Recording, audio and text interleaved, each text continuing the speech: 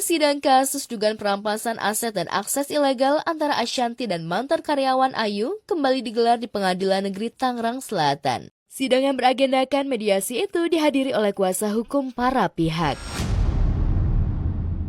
Berdasarkan jadwal resminya itu panggilan pada penggugat. Karena kan penggugat di minggu lalu belum hadir, jadi dipanggil dan di minggu ini ternyata udah dihadiri. Tidak menyangka juga agendanya ada agenda mediasi, jadi bukan agak alot, tapi lebih ke arah informasi awalnya tuh gimana sih. Jadi mediator itu punya pemahaman yang sama atau setidaknya mereka terinformasi terkait dengan permasalahannya apa sih. Jadi mungkin mediator dia bisa mikir titik terang yang ditempuh atau ternyata jalan tengah yang diusahakan tuh yang kayak gimana. Ayu sebagai prinsipal memang tidak dihadirkan, demikian juga dengan Ashanti. Namun melalui masing-masing kuasa hukumnya, baik Ayu maupun Ashanti belum memastikan soal upaya damai. Prosesi pemakaman Epy Kusnandar di TPU Jeruk Purut Kamis pagi berlangsung penuh haru. Sang istri Karina Ranau tak mampu menahan kesedihan sejak awal jenazah tiba di makam. Dengan berurai air mata, Karina memberikan kata sambutan sebelum jenazah Epy diturunkan ke liang lahat. Mewakili keluarga sebagai istri, mohon maaf pada semua yang mengenal suami saya, yang mengenal papi kami. Jika selama hidupnya beliau punya salah, punya kata-kata atau lisan atau sikap yang kurang berkenan, mohon dimaafkan.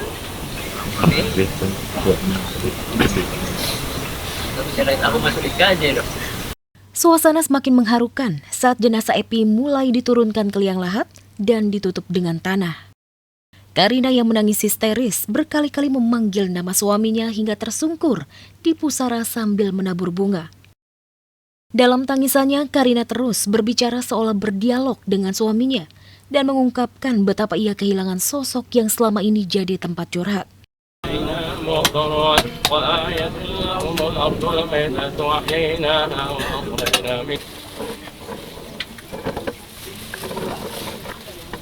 Punya teman curhat Kipi.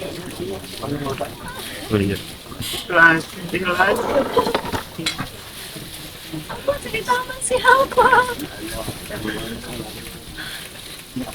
Kamu kan pendengar yang baik buat aku, Mami. Kamu siapa? Aku mau ketemu di mimpi aku, Epy.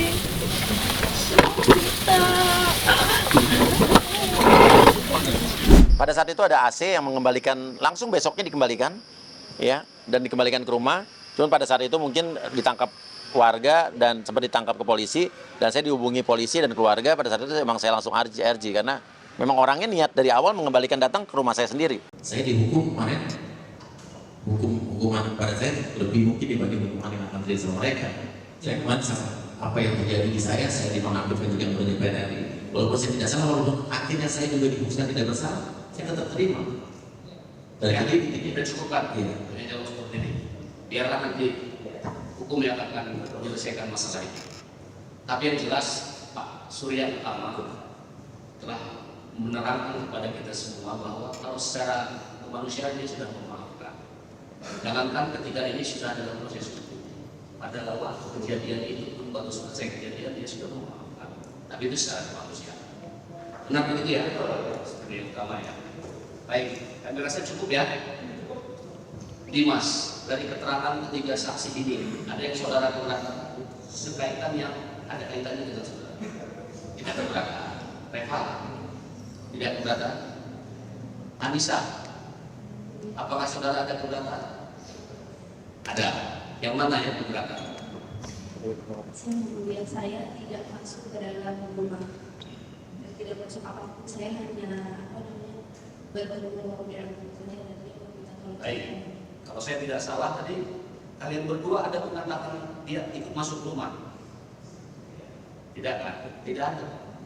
Mereka cuma melihat dari potongan-potongan video ada kalian di sana. Gitu ya? Iya. Tentang siapa yang masuk itu di antara berempat ini enggak ada. Mereka tidak tahu apa yang kalian lakukan di sana tidak. Saya meyakinkan saja. Nanti keterangan itu kita ambil ketika saudara mendengar keterangannya. Tapi dengan saksi ini dia tidak menceritakan. Karena tidak tahu sama sekali dia pada waktu peristiwa itu. Jadi itu ya saudara Anissa itu memaafkan mereka. Tinggal hukum yang akan menyelesaikan masalah. Jika keempat orang ini hari ini meminta maaf secara pribadi kepada saudara dari sisi kemanusiaan, saudara bersedia menerima maaf dari salamnya? Intinya yang mulia, sebelum mereka minta maaf, saya sudah memaafkan mereka. Ya, tapi ini kan perlu kita lihat di persidangan. Oh iya, Untuk melihat bahwa mereka iya serius bersedia.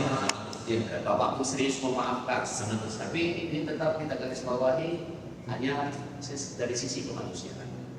Demikian ya. Ya, yang mulia. Anda bertiga duduk berdiri di sini, silakan. Karena kita sama-sama sebagai korban. Tadi keempat yang mau meminta maaf secara pribadi, silakan. Terserah bagaimana cara meminta maafnya.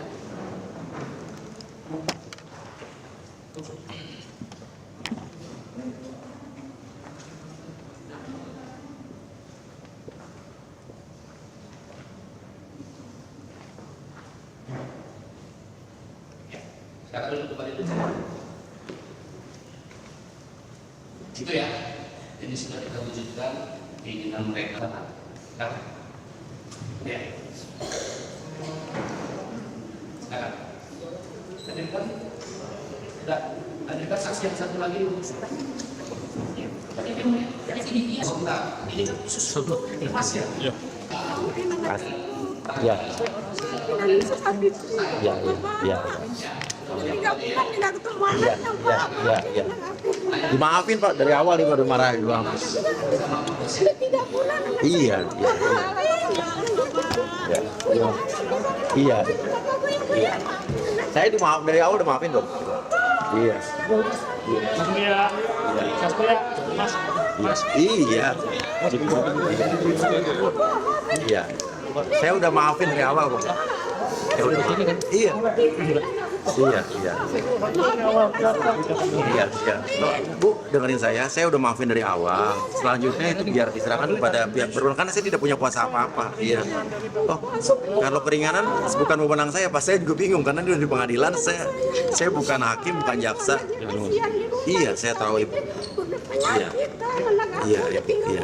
Iya, saya tahu. Saya maafkan dari awal. Maafin ya Allah, Bapak. Ya. Maafin anak aku, Bapak orang baik, teman ikutan media. Dimaafin dari awal, Bu. Dari awal udah saya maafin. Iya. Dia tahu, Ibu tahu. Iya.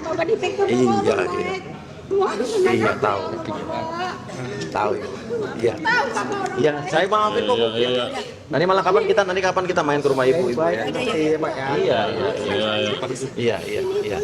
Iya, tahu. Itu tadi gimana sidangnya, Pak? Terus terang ini pengalaman saya pertama kali namanya duduk sidang di pengadilan. Jadi saya juga tadi nggak tahu saya mau ditanya apa, ya datang aja sesuai dengan surat panggilan. Ya saya datang dan saya menjalankan kewajiban saya sebagai warga negara.